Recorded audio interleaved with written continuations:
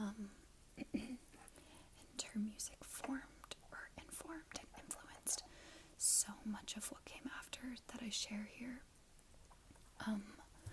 But I also wanted to tell you guys about a really cool experience I had meeting Patti Smith. I went to a book signing of hers for Book of Days, and I met her, and it was so surreal. I was like tearing up until the moment I got up there, and I was trying not to look at her. I was just like, I don't want to see any part of her until I walk up to her and can look into her eyes. And that's exactly what I did. And I was so nervous. And all I could ask her was what to do in Paris. Because I told her I was going over the summer. So I asked her, what do I do in Paris? And she gave a sort of vague answer, but she giggled at me as if she knew just how young and naive I was.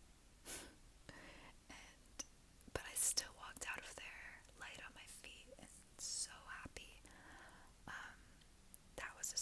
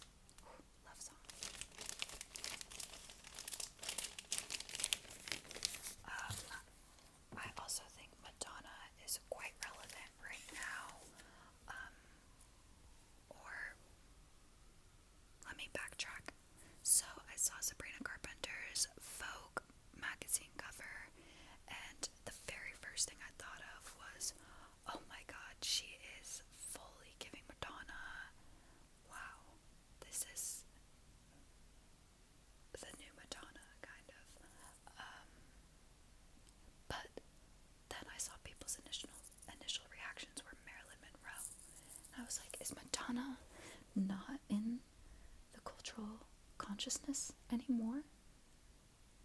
I know she is, but it was so blatantly Madonna to me that I couldn't believe anyone would make the Marilyn Monroe comparison, because I thought there was only one.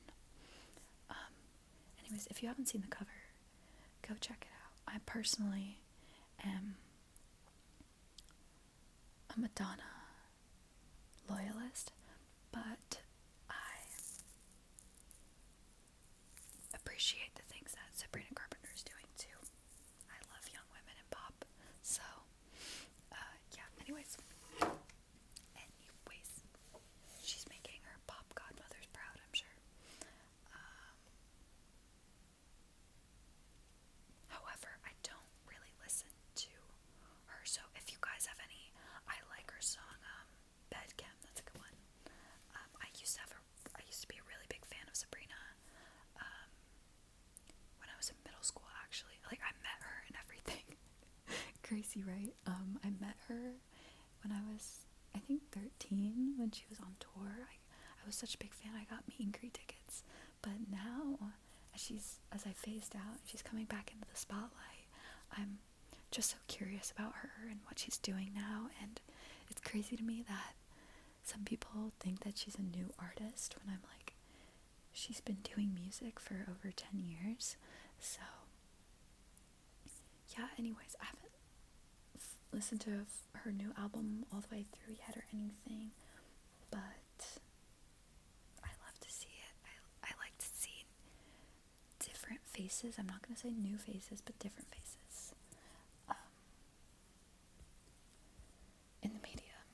So, anyways, last one might make me tear up talking about it, but this is Beth Gibbons and Rustin Man's Out of Season. It was gifted to me. It wasn't on vinyl. It was re-released on vinyl around the time that I think it was my birthday or Christmas. But yeah, so it was tracked down and I received it as a gift. And it was something that I had listened to before receiving it, and it just really stuck with me. Beth Gibbons is the singer from Portishead, and she has this lovely, soft, kind of mysterious, romantic voice that it's like a firefly in the forest, where you're just curious about it and you want to follow it into the darkness.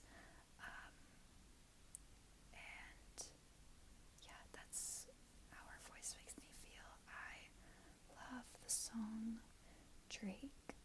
I like romance too, but I really mostly remember Drake as my favorite. I like Funny Time of Year too, but I'd say that the album cover and the back visual kind of encapsulates the vibe of it. It's a very fall-winter album, so listen to it while you can, while it's still in season. Ironically, it's called Out of Season, so maybe it's something that you could listen to in spring or summer to remind you of winter too. But this is past Beth Gibbons' Portishead days, I'm pretty sure. 2019.